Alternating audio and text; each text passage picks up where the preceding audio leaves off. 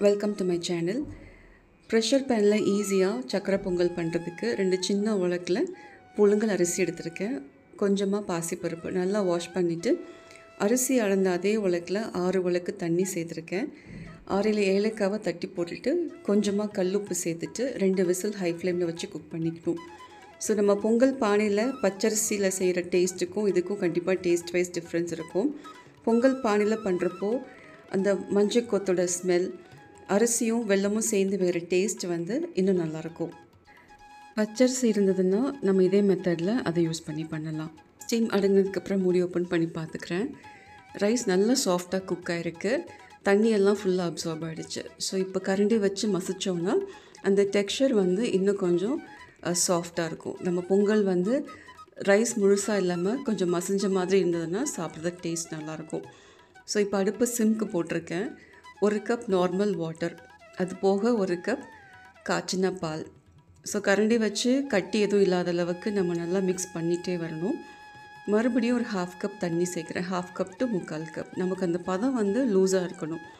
So Pongal செஞ்சு வச்சுட்டு கொஞ்சம் நேரம் கழித்து சாப்பிட்டா கூட ரொம்ப இறுக்கம் இல்லாமல் இருக்கணும். அரிசி அளந்த அதே உலக்கில் 4 உலக்கு நாட்டு சர்க்கரை சேர்த்துட்டு அதையும் கட்டிப்படாமல் மிக்ஸ் பண்ணிக்கணும். ஸோ இது கொஞ்சம் ஈஸி மெத்தட். மண்டை வெல்லம் இருந்ததுன்னா தட்டி அதை சேர்ப்பாங்க. இது நம்ம கொஞ்சம் இன்ஸ்டண்ட்டாக பண்ணுன்றதுக்காக நான் இந்த மாதிரி யூஸ் பண்ணியிருக்கேன். ஸோ அடுப்பு சிம்மில் தான் இருக்குது.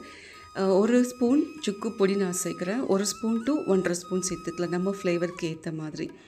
ஸோ இப்போ கன்சிஸ்டன்சி கொஞ்சம் லைட்டாக லூஸாக இருக்கிற மாதிரி இருந்தாலும் கொஞ்சம் நேரம் கழித்து சாப்பிட்றப்போ கரெக்டான பதத்தில் இருக்கும். சக்கரை பொங்கல், வெண்பொங்கல் இல்லை எனி ஸ்வீட் ஐட்டம் பண்ணுறப்போ நம்ம எந்தளவுக்கு நெய் சேர்க்குறோமோ அதோட டேஸ்ட்டும் கூட்டிகிட்டே போகும்.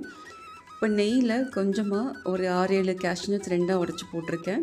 2 ஸ்பூன் சாரப்பருப்பு சேர்த்துருக்கேன். கிஷ்மிஸ் பழம் இருந்தால் அதையும் சேர்த்துக்கலாம். ஸோ எல்லாம் வறுத்துட்டு பொங்கலோட சேர்த்து மிக்ஸ் பண்ணிக்கலாம்.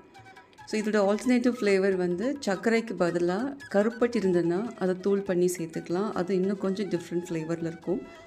ஸோ மறுபடியும் 1 ஸ்பூன் நெய் சேர்த்துட்டு நான் ஸ்டவ் ஆஃப் பண்ணிட்டேன். இந்த ஸ்டேஜில் தேங்காய் துருவல் சேர்த்துக்கலாம், இல்லை தேங்காய் சின்ன சின்ன பீஸாக கட் பண்ணி நெய்யில் வதக்கி அதையும் சேர்த்துக்கலாம். தேங்க்யூ.